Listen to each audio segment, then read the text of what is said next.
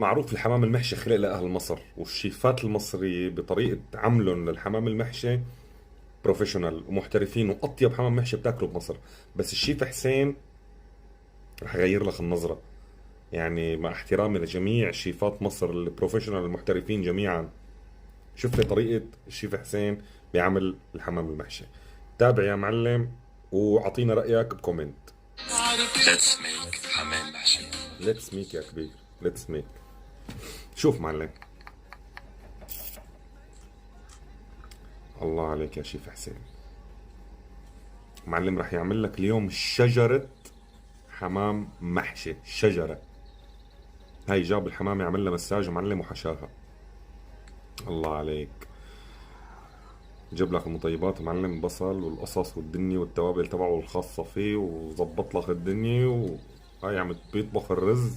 هلا الرز رح يطلع معه لحاله حكاية. عمل صوص، دهن الحمام صوص غريب، ما بعرف، قبل ما يحمر الحمام دهن الحمام بصوص قبل ما يحمره. شوف لي الرز لحاله حكاية معلم، حكاية.